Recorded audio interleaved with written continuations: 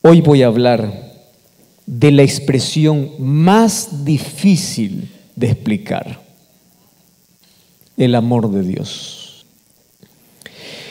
¿Cómo yo puedo explicar cuánto Dios me ama? ¿Cómo? Hay un lindo himno que dice: si fuera tinta todo el mar, y todo el cielo fuera un gran papel, y todo hombre fuese un escritor, toda hoja un pincel, para escribir, aquí voy a cortar, describir el amor de Dios, ni siquiera eso puede bastar, o ni siquiera eso bastaría. Imposible.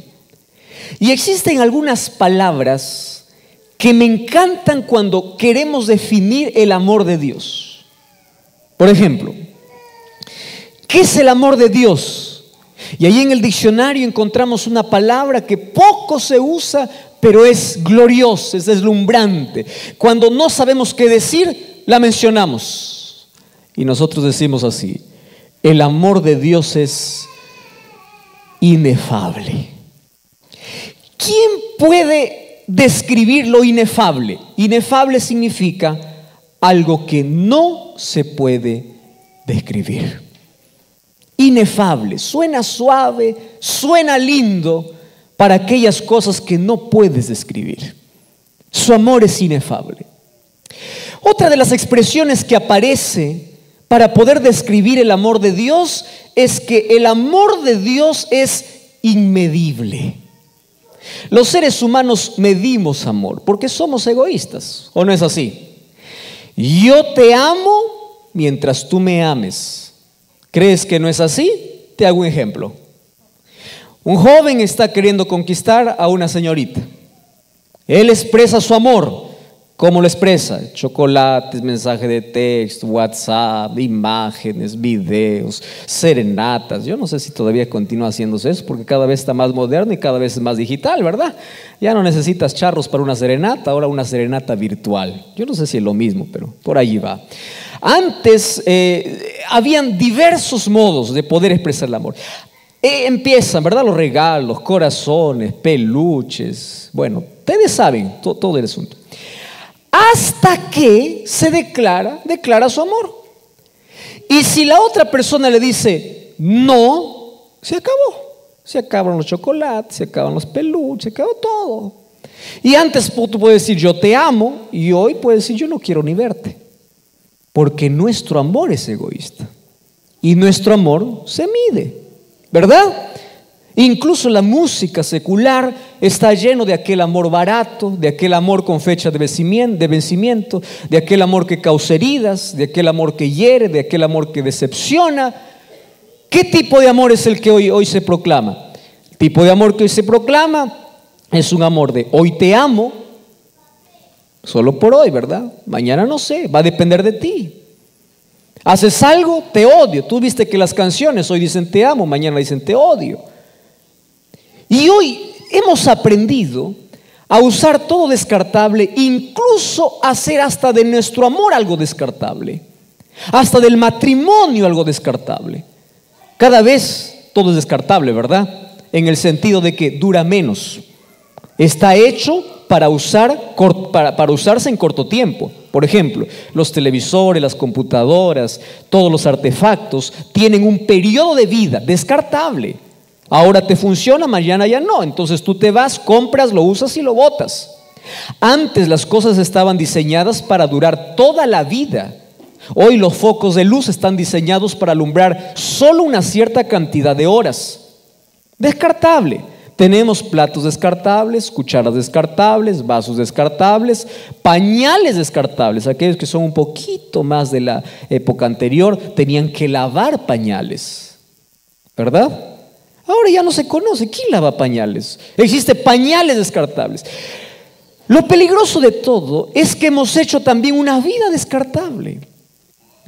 Y hasta los matrimonios hoy también tienden a ser descartables. ¿En qué sentido? Yo te tomo, te uso, no me gustas, te boto. Descartable. ¿Qué tipo? Entonces, cuando queremos hablar del amor de Dios, nuestra mente no puede comprender. ¿Cuál es la primera expresión que les dije? Inefable. ¿Cuál es lo segundo? Inmedible. Pero hay una tercera para poder definir el amor de Dios, y esta es más inexplicable aún. Es la palabra eterno. Oiga, eso ni usted ni yo podemos comprender. ¿Qué es eterno? Tenemos varios conceptos. Lo que no acaba, lo que no tiene principio, lo que no tiene fin. Y hay algunos que no les llama la atención la palabra eternidad, porque nunca empezaron a pensar en qué es eterno, porque esa es una de las palabras que no se encuentran en nuestro vocabulario. ¿Qué es eterno? Si estamos acostumbrados en un mundo que todo comienza y todo acaba y cada vez más rápido. ¿Qué es eterno? No, nuestra mente no alcanza. Eterno lo que no tiene fin. No, no es solamente eso. Eterno es aquello que no tiene comienzo ni no tiene fin. ¿Cómo yo lo entiendo? Yo no lo comprendo. Saben que la palabra eternidad es algo que jamás podremos encontrar una explicación, porque nuestra mente es tan pequeña para entender lo eterno. Los seres humanos contamos, imagínate los seres humanos, contamos los años. ¿Cuántos años tienes? Tengo 30 años. Estás contando años. En el cielo ya nadie contará años. ¿Para qué? Imagínate cómo contaban los años aquellos primeros hombres que salieron de las manos de Dios. Imagínate Matusalén, que por supuesto no fue eterno, contando sus años. Matusalén, vamos a hacer una torta, es solo una imaginación, no es que esto sucedió. Y vas a pagar hoy 969 velas, si nosotros para pagar 10 velas se nos acabe el aire. Él vivió 969 años. Es decir, cuando él tenía 100 años apenas había llegado a la adolescencia, ni a la adolescencia. Y hoy a los 100 años estamos bajo tierra. Entonces, nosotros no entendemos lo eterno si ni siquiera ellos comprendían que es eterno y que duraban más. ¿Cómo explicar la eternidad? Alguien ilustró, y me encanta esta ilustración, por eso yo la comparto siempre. Cuando alguien me dice, pastor, ¿qué es eternidad? Yo les digo, miren, para poder más o menos tener una idea pálida de lo que es eterno, yo les voy a explicar así. Vamos a imaginar que un día un pajarito se propone vaciar el océano Atlántico allá en su montaña. Solo es imaginación. Entonces el pajarito mira el océano Atlántico y dice, yo voy a vaciar todo el océano aquí en mi montaña. Entonces un día se propone y viene al océano, y allí en el océano lleva una gota del océano a su montaña, y así va a venir cada 100 años a llevar una gota del océano. Ojo, cada 100 años una gota del océano. Yo te pregunto, ¿en cuántos millones de años terminará de vaciar el océano? Bueno, todavía no imagines. Cuando el pajarito termine de vaciar todo el océano, apenas habrá pasado un segundo en la eternidad. ¿Comprendes eternidad? No.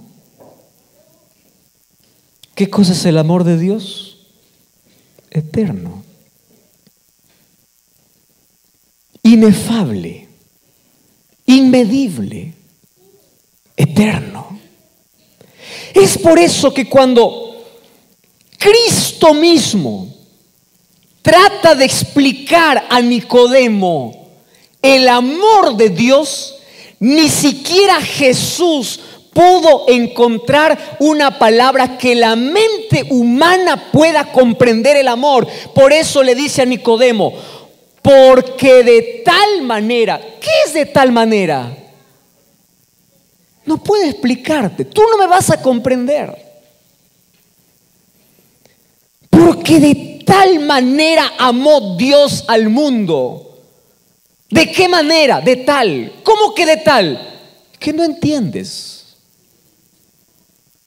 Por más que busque ilustraciones, palabras, basee los diccionarios, componga las canciones, los poemas, el cielo se una con el mar para poder describir el amor de Dios, no comprendes, porque de tal manera amó Dios al mundo. ¿Saben qué cosa es aquí lo que me impacta de este texto? Ustedes saben que cada expresión de Juan 3:16 es para poder hablar horas y horas. De tal manera, un amor que no conoce tiempo, no conoce límites, un amor que es incondicional, es ese amor tan puro que nosotros confundimos el amor de Dios como el amor humano. Hay personas que dicen: pastor, yo ya estoy tan hundido en el pecado, pastor, Dios no me ama. ¿Quién te dijo que Dios no te ama? Tú estás pensando que Dios te ama como las personas te aman, y no es así. Dios te ama a pesar de lo que hagas. Por eso es que su amor no se entiende. Tú podrás rebelarte, maldecir contra Dios, quemar la Biblia. Tú podrás negar su existencia. Tú podrás hacer lo que quieras, pero aún así Dios te seguirá amando. Un amor que no conoce conceptos. De tal manera. Y otra cosa que me impresiona es el mundo. Oiga, esto es lo que más puede hoy tocar nuestro corazón. ¿Qué cosa Dios ama? El mundo. No dice Dios ama a los que creen en Él. No dice Dios ama a los buenos. No dice Dios ama a aquellos que van a una iglesia. No, no, no. Dice mundo. Usted ya vio cómo está el mundo. ¿Cómo está el mundo? Lleno de homicidas, violentos, criminales. ¿Cómo está el mundo? Lleno de prostíbulos, inmoralidad. Y Dios ama a ese mundo a pesar de inmoral, violento, criminal, porque en este mundo está alguien a quien Él quiere salvar. Ahora mira, cuando dice que Dios ama al mundo, Dios puede amar al mayor asesino de este mundo, ¿sí o no? Sí. Eso tú no lo puedes entender. ¿Cómo Dios puede amar a aquel que hizo tantas cosas miserables en la vida, que hirió tanta gente, que quitó la vida de personas? ¿Cómo Dios puede amar? Es que eso tú no entiendes, pero Dios lo ama. Ya escuchaste de la oveja negra de la familia. En toda familia siempre hay una oveja negra, ¿verdad? Puede ser que esté hablando aquí para esa. Te ama, porque para Dios tú no eres la oveja negra. Para Dios tú eres su hijo, eres su creación. Dios te ama a pesar de el hecho de que estés en este mundo. Tú ya eres objeto del amor de Dios. Ahora, Dios ama al mundo, pero salva ¿a quién? Aquel que cree. Wow, aquí cambia el asunto, ¿verdad? ¿A quién Dios ama? Al mundo. Pero ¿a quién salva? A quien cree. ¿Cuál es la tercera lección que aquí me presenta Juan 3:16? Que la salvación es un asunto de decisión. Dios no creó seres humanos programados para obedecer. Dios creó seres humanos diseñados para amar. No fuiste programado. ¿Cómo Dios probaría a todo el universo que el ser humano tiene libertad? ¿Cómo Dios lo probaría? Colocándole una pequeña prueba. Porque es en la prueba donde uno elige qué quiere. ¿O no es así? Por supuesto. Y Dios no le colocó una prueba difícil. Ustedes ya se dieron cuenta la prueba de lealtad que Dios le dio a Adán y Eva.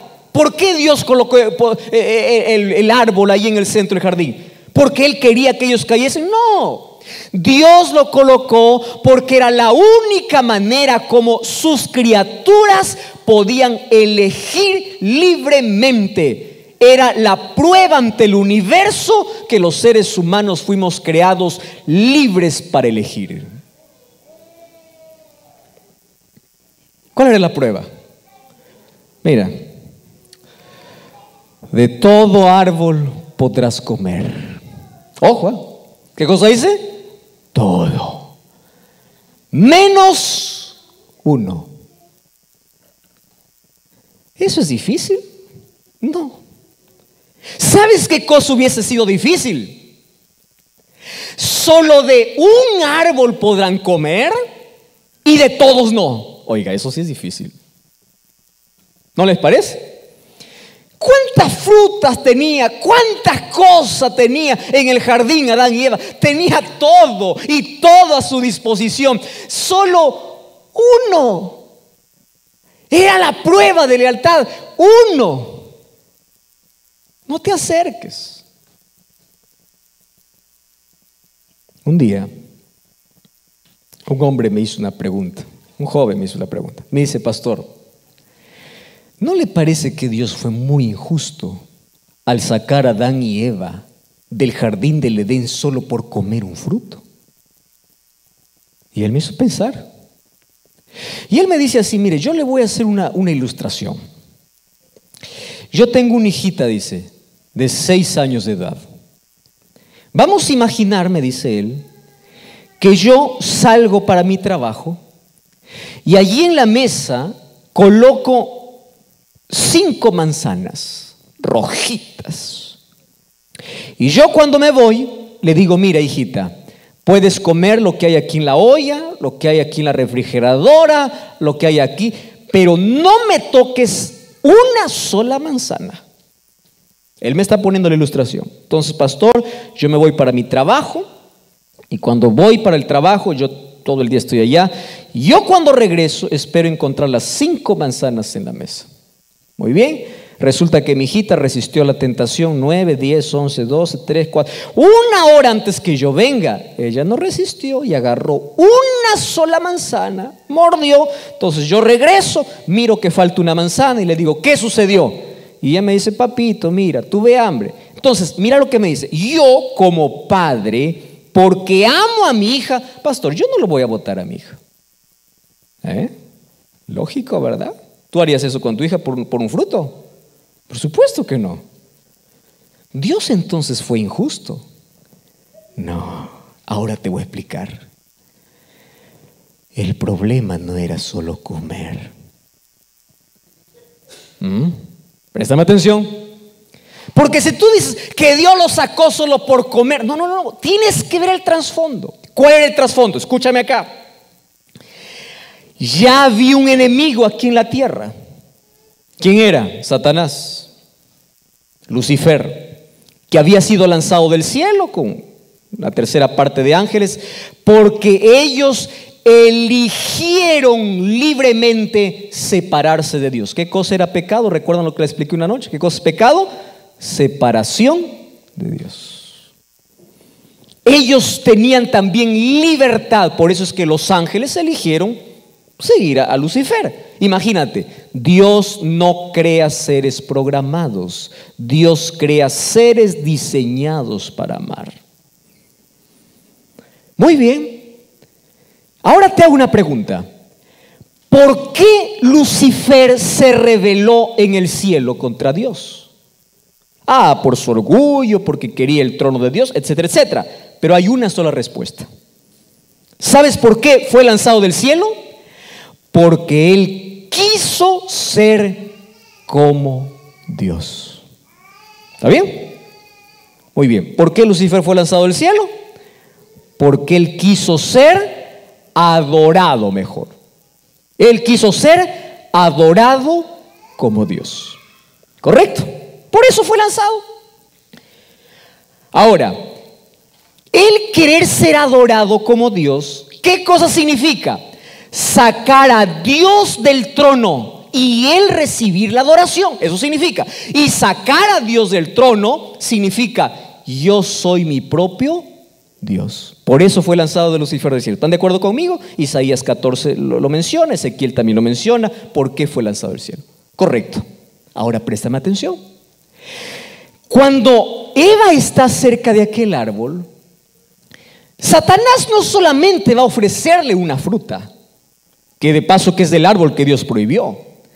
Satanás viene para ofrecerle su filosofía por el cual fue lanzado del cielo. ¿Por qué fue lanzado del cielo? Porque él quiso ser adorado como Dios. Ahora, vino a la tierra, hoy está en la tierra, y allí a Eva le dice así. Primero, con que Dios os ha dicho, coloca en tela de juicio lo que Dios dice, porque eso es lo que hace el diablo. Dios dice una cosa, el diablo siempre contradice. Dios dice acuérdate, el diablo dice olvídate. Siempre está en contra de Dios. Pero aparte de eso le dice así: el día que ustedes comieren, sus ojos serán abiertos y ustedes serán como, ¿qué le dijo? Entonces, cuando Eva tomó el fruto, ¿qué cosa estaba aceptando? Ser como Dios. ¿Comprendes que el asunto no es un fruto? El mismo problema de Lucifer. Lucifer quiso ser adorado como Dios. Ahora viene aquí a la tierra y le dice: tú también puedes ser como Dios. ¿Por qué entonces Adán y Eva fueron sacados del jardín del Edén? ¿Por qué? Porque ellos pensaron ser como Dios. ¿Tú crees que el diablo cambió de estrategia? No. Todos los seres humanos hemos aceptado su filosofía. Si tú no das el primer lugar a Dios en tu vida, es porque tú te crees ser tu propio Dios. Así de sencillo. Y Dios le dice: el día que ustedes coman, de cierto van a morir. Pastor, pero no murieron. Mentira, sí murió, sí hubo muerte. Solo que en el jardín del Edén hubo una muerte sustitutoria. ¿Hubo muerte cuando hubo pecado? Por supuesto. ¿Quién debía morir? El transgresor. ¿Quiénes eran los transgresores? Adán y Eva. ¿Deberían morir? Sí. ¿Vino la muerte? Sí. Pero en ese mismo día que pecaron, también hubo muerte. Solo que hubo una muerte sustitutoria. Porque cuando ellos se escondieron y se vistieron de hojas de higuera, y Dios los llamó, y ellos estaban vestidos de hojas de higuera, Dios los vistió ahora de pieles de cordero. ¿Sabes qué significa eso? Que por primera vez ellos vieron morir a alguien en su lugar. ¿Quién era? Un cordero inocente. ¿Quién debía morir? Ellos. ¿Quién murió? Un cordero. Imagínate el dolor de la primera muerte. Cristo mismo sacrificando el primer cordero, diciendo: esta es la consecuencia del pecado, la muerte, solo que ustedes merecen morir. Y yo sabía que en algún momento ustedes iban a fallar. Por eso es que en la eternidad, antes de que en el cielo o antes de que en la tierra se diga haya luz, Dios dijo haya cruz. Porque si Adán y Eva pecaron, Él ya tenía un plan para poder salvarlos. Y era la cruz de Cristo. ¿Qué cosa es la cruz de Cristo? Muerte sustitutoria. Tú deberías estar allí, mas Él tomó tu lugar. Cordero. Y nosotros vemos que a partir de Génesis 4 o Génesis 3 aparece la muerte de corderos. Abel ofreció como ofrenda, ¿qué cosa? Cordero. Porque ese cordero que murió en lugar de Adán y Eva, ¿a quién representaba? A Jesús. Por eso Juan 1:29, cuando Juan mira a Jesús, ¿qué cosa dice? He aquí el Cordero de Dios que quita el pecado del mundo. Aparece la historia de Abraham. Un día Dios le dice a Abraham: sacrifícame a tu hijo si realmente me amas. Y allí él llevó para Isaac, allí al monte Moria. Y cuando estaba por sacrificar a su hijo en fe, en obediencia a Dios, él estaba levantando el cuchillo. Dios le detuvo y le dice: ya sé que me amas, ya sé que quieres hacer sacrificio, pero tu hijo no morirá, porque detrás, ¿qué cosa hay? Un cordero. ¿Quién tenía que morir? Isaac. ¿Quién murió en su lugar? Un cordero. ¿Quién era ese cordero? Jesús. Y un día aparece allí la historia de Dios guiando a su pueblo durante 40 años en el desierto. Y durante todos esos años, según Éxodo capítulo 25, le dice: hagan un santuario. ¿Para qué? Porque allí va a estar la presencia de Dios. ¿Y qué se hacía en el santuario? Sacrificios. ¿Qué cosa se sacrificaba? Todos los días. ¿Qué cosa sacrificaba? Corderos. Si yo pecaba, quiero que entienda la escena, tomaba el mejor cordero del corral, y entraba hasta el atrio, que era el lugar antes de poder ingresar al santuario, que tenía 2 compartimentos, lugar santo y lugar santísimo. El sacerdote me esperaba allí en el altar de sacrificio, se lavaba las manos, me colocaba alguna ropa porque yo lo iba a ensuciar. Y antes de que yo pueda matar al cordero, a ese corderito inocente, ¿sabes qué cosa hacía las personas? Colocaban su mano sobre la cabeza del cordero y en silencio confesaban sus pecados a Dios y pedían perdón por todos sus pecados. ¿Qué cosa estaba enseñando Dios a través de eso? Que el pecado del ser humano se transfería hacia un animal inocente. Y cuando después que él ha confesado sus pecados, colocando su mano sobre la cabeza del cordero, entonces el sacerdote le daba un cuchillo. Y yo mismo, como pecador, tenía que sacrificar, matar, asesinar a un cordero, porque ese cordero murió en mi lugar.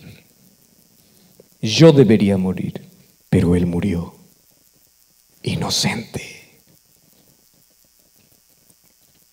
En el calendario divino, esto es lo más asombroso, existía ya un día y una hora para la muerte de Cristo. ¿Sabían ustedes eso? Porque el sacrificio de Jesús en lugar del hombre estuvo planificado antes de la creación del hombre. Es decir, Dios te amó antes de que el mundo fuese creado, y Dios te amó antes de que tú nacieras. Salmos capítulo 139 dice: tus manos me formaron en el vientre de mi madre. En otras palabras, tú me amaste desde antes que yo nazca. Desde antes que alguien me reciba en sus brazos, tú ya me conocías quién era. Dios te amó antes de tu existencia, antes de que el mundo incluso fuese creado. Dios te amó. Entonces, ¿qué cosa sucedió? Así como en el calendario divino existía un día y una hora para la muerte de Cristo, ustedes saben que Gálatas capítulo 4, versículo 4 dice así: que Cristo vino a esta tierra en el tiempo. Como la muerte de Cristo estaba en un cronograma profético. Solo que sabes, la muerte de Cristo estaba anunciada ¿desde qué momento? ¿Sabes de qué momento? Aquí te explico la historia. Un día el pueblo de Israel estuvo 430 años como esclavo. Y llegó el momento de liberar a ese pueblo, libertar de la esclavitud. Dios levantó un líder llamado Moisés.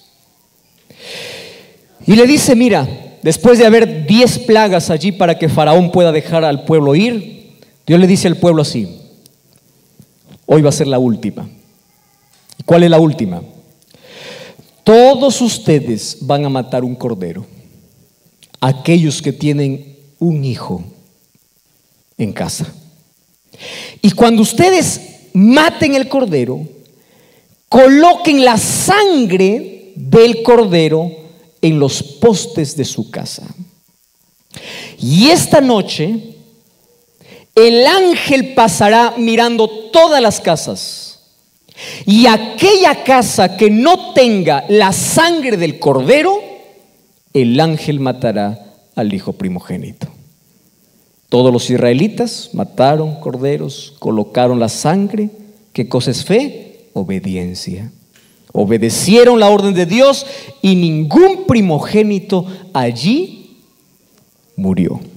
Solo que allí, esa noche de liberación se conoce con un nombre que los judíos empezaron a practicarlo como una fiesta, porque Dios lo ordenó para que jamás olviden que un día fueron esclavos y que Dios los libertó. ¿Sabes cómo se llamaba aquella fiesta de liberación? Se llamaba la fiesta de la Pascua.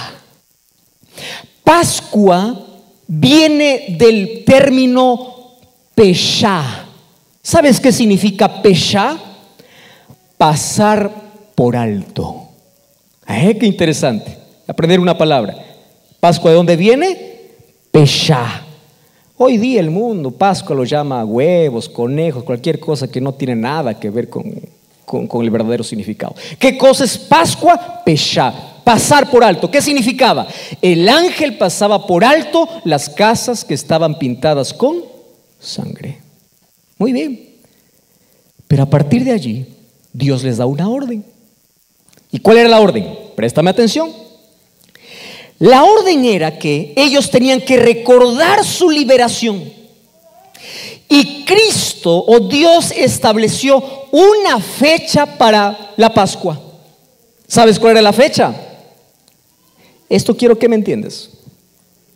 Que voy a subir para que todos me vean. En el día 10 de Nisan, ¿qué día dije? 10 de Nisan, tenían que separar un cordero. Voy a repetir esto, ¿En qué día tenían que separar? 10. En el día 14, ese cordero tenía que morir. ¿Qué día tenía que morir? 14. Y en el día 15, ese cordero muerto tenía que ser comido. Voy a hacer aquí un examen, ¿está bien? Eso está en la Biblia, y después ustedes pueden comprar todo eso. Esa fiesta era la fiesta ¿de qué? De la Pascua. ¿Qué consistía? Ellos ahí comían hierbas amargas, panes y levadura, recordando la liberación que Dios les había dado. Muy bien, ¿qué sucedía en el día 10? Se separaba el cordero. ¿Qué sucedía el día 14? Moría el cordero. ¿Qué sucedía el día 15? Era comido el cordero. ¿Lo aprendieron esa fecha? Muy bien. ¿De qué mes dije? Nisan. ¿No se olviden de eso? Y durante todos los años, los israelitas, día 10 separar el cordero, día 14 matar, día 15 comer, y de ahí se contaba el primer día hasta los próximos 7 días. Eran fiestas sabáticas o de reposo, de descanso o de independencia, ¿correcto? Recordaban su liberación. Eran fiestas que ellos recordaban la manera como Dios los había sacado. Una vez más, ¿qué día se separaba el cordero? 10. ¿Qué día se mataba? 14. ¿Qué día se comía? 15. Muy bien. Jesús llegó. Escúcheme acá. Jesús llegó. Estuvo 3 años y medio aquí. Llamó a sus discípulos, hizo milagros, anunció el reino de los cielos. Y la Biblia dice: llegó el tiempo. A mí me encanta esa expresión. Y Jesús no subía a Jerusalén, dice, porque su tiempo no había llegado. Pero un día Él dijo: vamos para Jerusalén, porque sabía que su tiempo llegó. Aquí atención. Jesús entonces entra a Jerusalén montado en un burrito. Y en ese día, que se conoce hoy como Domingo de Ramos, multitudes quieren coronarle como rey, colocan sus mantos, colocan allí hojas de palmera y dice: Hosana, Hosana, bendito el que viene en el nombre de Dios, Hosana al Hijo de David. Jesús pasa allí para Jerusalén y después, porque Él huye, porque lo quieren coronar como rey, llora por Jerusalén. ¿Qué día fue? Domingo. ¿Ustedes sabían qué fecha Jesús entró para Jerusalén? Entró un 10 de Nisan. ¿Qué cosa se hacía el día 10? Se separaba, ¿qué cosa? El cordero. ¿Qué día Jesús entró a Jerusalén? Un día 10 de Nisan. Y era cerca de la fiesta de la Pascua. Es decir, Jesús entró a Jerusalén llamando la atención de todo el pueblo, diciendo: yo ya fui separado para morir. Pero nadie se dio cuenta. ¿Qué día murió Jesús? ¿Qué día murió Jesús? Un viernes, ¿verdad? ¿A qué hora murió Jesús? ¿Ustedes saben a qué hora se sacrificaba el cordero? 3 de la tarde. 3 de la tarde. El día 10 fue separado. Y el día en que el cordero tenía que morir,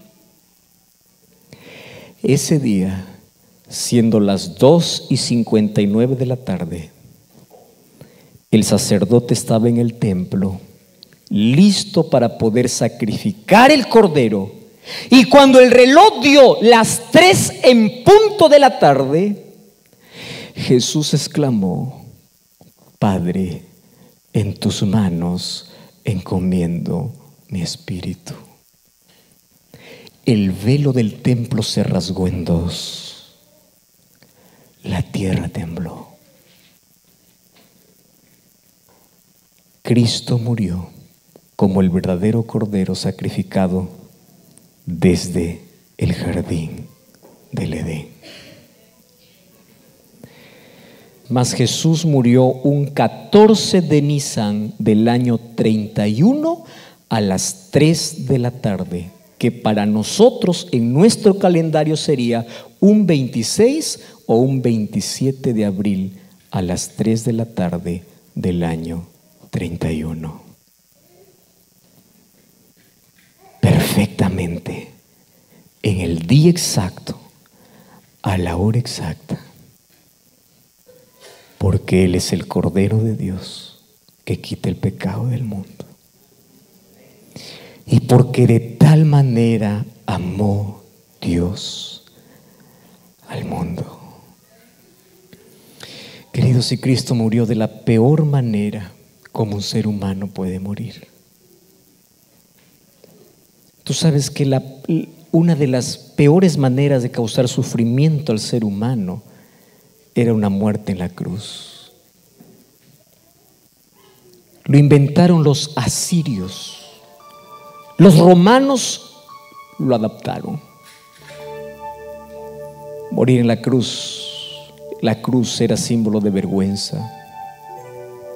La cruz era símbolo de la peor muerte.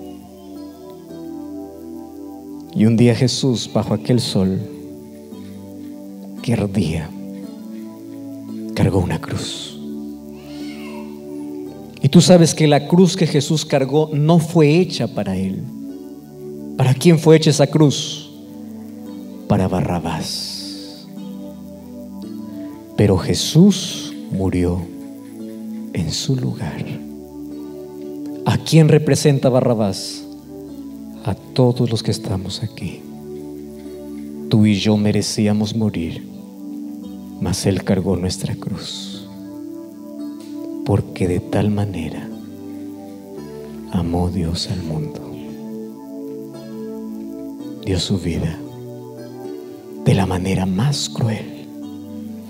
¿Y sabes qué cosa dijo Jesús?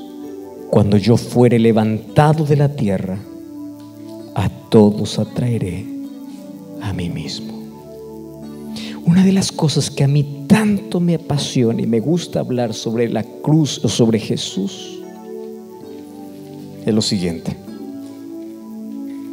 la cruz de Cristo se levantó para ser un imán para conquistar corazones.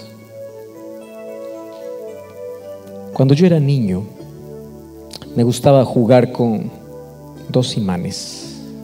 Yo no sé si alguna vez ustedes jugaron. El imán el imán y un metal, ¿verdad? Yo agarraba en una mano el imán, en la otra mano el metal. Entonces yo colocaba ahí en la mesa. ¿Y qué cosa es el imán? Atrae. ¿Y cuál era mi juego? Mi juego era, mientras se lo atraía, yo lo alejaba. Y llegaba un momento en que yo allí colocaba mis dos manos, un objeto de metal y un imán, y yo jugaba así. A ver, la fuerza del imán me llevaba al metal, pero yo resistía, y el imán jalaba y yo resistía. Un juego inocente, un juego de niño. Mas cuando fui creciendo, yo entendí que así soy yo con Dios. Dios me atrae. Ven. Desde el momento que naces te dice: ven, yo hice todo por ti. Y cuando tú te sientes atraído, tú te alejas, tú resistes, tú te alejas. ¿Y cuál es la consecuencia? Dolor, muerte. Y si sigues jugando con ese imán, si no te dejas conquistar por el amor de Jesús, estás perdido para siempre.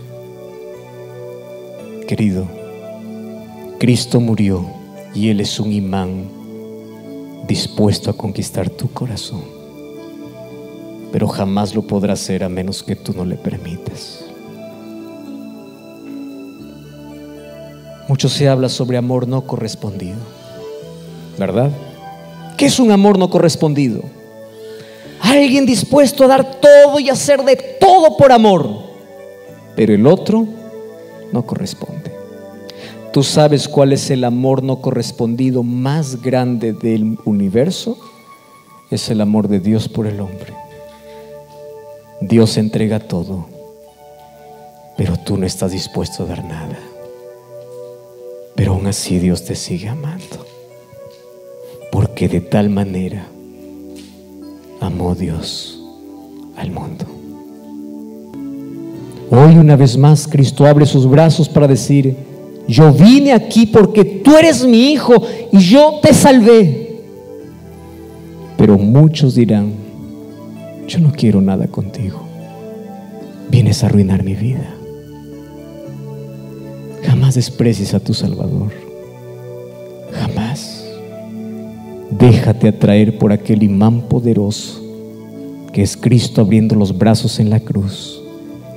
Hoy ya no está más en la cruz, mas hoy sigue abriendo los brazos para decirte: ven, yo di mi vida por ti, yo te amo, tú eres lo que más amo en este mundo y yo quiero verte aquí en la eternidad junto a mí.